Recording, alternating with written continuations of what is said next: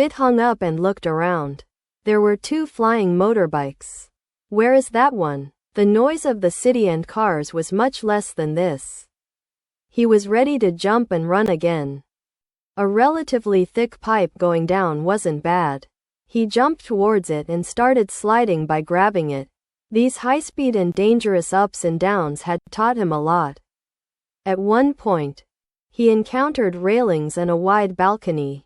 He jumped towards it at the same speed and was able to grab it, and pulled himself up. He stood on the porch. The police were gone. He breathed a sigh of relief. He had also approached the ground and the street. He started to go down the emergency stairs and reached the street and continued running. Sandra finally found him by seeing the city's CCTV cameras nearby and knew that if he was recognized, the security forces and the police would rush there again. He fastened the gun to the motorbike body and at the right angle. It didn't matter if he was wounded or trapped in a bad situation. What mattered was getting him out of there. Of course he was alive. He said over the radio, "Francis, he's heading towards 222nd Street, on the ground." I said, "Okay." I went. I drove towards him. When I saw him, I grabbed the stun gun and took aim. The crowd and the position of the street didn't allow me to get a good shot at him. His running was also an added factor. An intersection and a traffic light were turning green for cars. This short delay was perfect. Although I was sure that if he saw me or Sandra, he would hit him again in the head and go through or over the cars. I quickly went through a cut to the lane on the other side of the boulevard, and as soon as he was in range, I started shooting in quick succession. He hit his target. I also managed to avoid the accident at the last moment with a maneuver. Fit started running again, but he no longer had that balance and concentration. I said, "Sandra, I shot him. Catch him before he can do it himself. Go above him like an eagle." The sound of the car horns and brakes showed that he wanted to escape at any cost. Sandra, with the help of the intelligent system of locking the weapons on the target, zoomed in on him and threw the hook. As they twisted and tightened, the hooks quickly gained altitude. Fit got lucky and the truck passed a short distance from his feet. He looked up. He snorted when he saw the engine. He looked down and fainted. Sandra guided Fit towards one of the guard buildings at a safe speed and a height away from the cameras, signs and barriers of the streets and poles and electric wires. Seeing the message that you are under arrest and the view of the detention center, she removed the headset from her face and head. "Fuck you, I'm arrested again."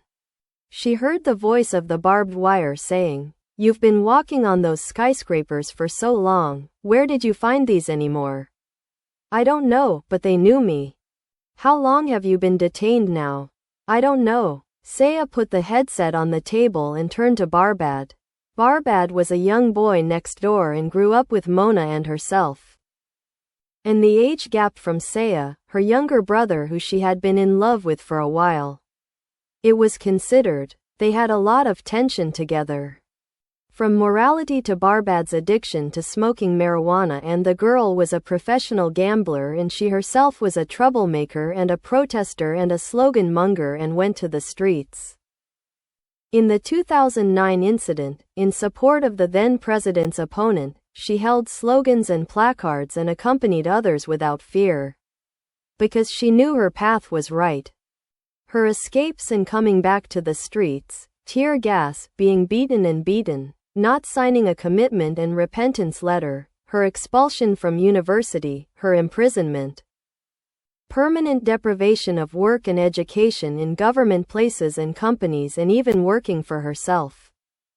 The worst thing that she had a complex and grudge against was her being sold out by Reza Kabiri, a fellow university student and the person she said she loved. The Bazhos were like family. They knew the details, the way they dressed, and the colors. One of them had said, "We know you very well and better than you know who you are." Say Panajo. a student protester and prisoner in 1988 who, unlike the others, did not seek to exonerate himself and did not go. His choices and personality were completely similar to Fit. Both his parents were killed by security forces in clashes and demonstrations. Fit also grew up under the care of a man named Nava. Fit Connors, the son of Eric and Martin. Fit knew the harsh world of Tron very well. He had evolved with his training and was now one of the best runners and messengers.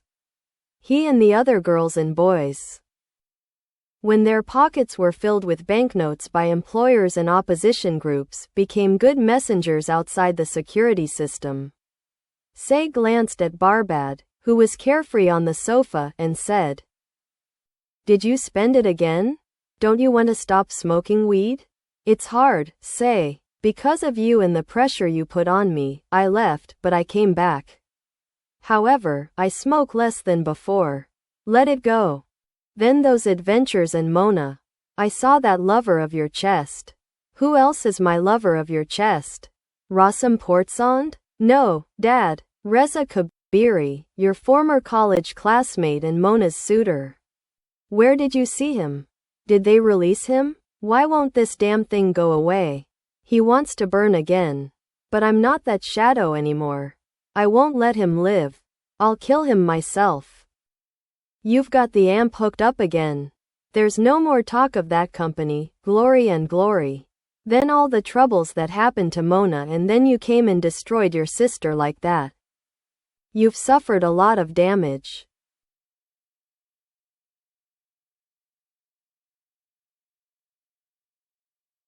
"Yes. I will never forget it. It was a nightmare. You had to rape me so brutally according to his wishes? Bloody body, how we escaped. Then he wanted to kill himself and my sister. Another torment for me, even though that sister burned me so much that there was no place to burn. Now that I have this place, far from everyone and of course next to His Highness, leave me alone. You are not me. Go pursue your life, son." Barbad said, "Retribution for your rejection of Reza. This boy was slime. I didn't have the strength I should have. I was trapped and easily captured by him. If it weren't for you, I don't know.